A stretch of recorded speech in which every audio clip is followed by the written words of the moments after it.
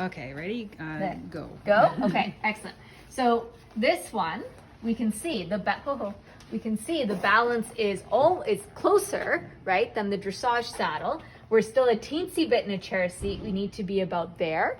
But in front, when we look at the front, your tree point angle is still going to be a little bit too narrow, right? Same as the dressage saddle. Yeah. Your panel is better because this is what we call a straight panel. Because Yeah. she's so full behind the shoulder, we don't want a lot of panel depth necessarily. A smaller panel is fine. Having said that, we still don't get a lot of contact until further down because of the width issue in front. So with the rail angle, Yeah.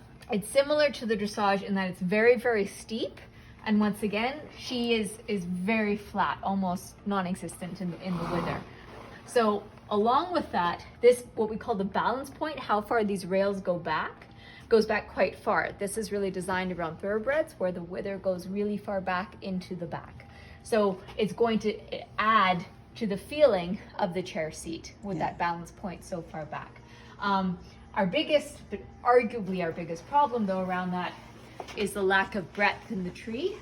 So the breadth has nothing to do with the width, it's how much room there is across the tree from one rail, which we can feel here, to the other rail, which we can feel there. So you can see very, very little room.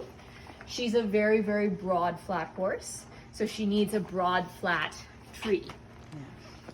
Having said that, when we look at the back of the tree, it's quite curved, right? This tree has a lot of curve to it. Her back is quite flat, so you can see it starts to come away.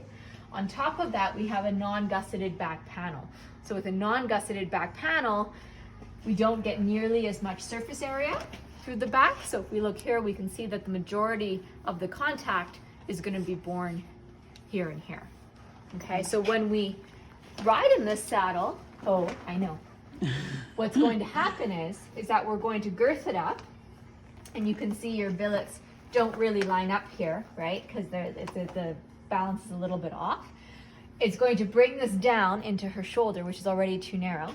We have our pivot point here, plus the breadth issue being too narrow, which is going to cause it to want to pivot and roll. And then the back is going to act like a bit of a springboard off of those pivot points because we have kind of the banana shape happening through the back. So it's going to cause a lot of rolling and instability, and it's also going to keep her from being able to use her back. She's going to become quite guarded, locked off, not wanting to go use her back, etc. So Okay. yeah. I'll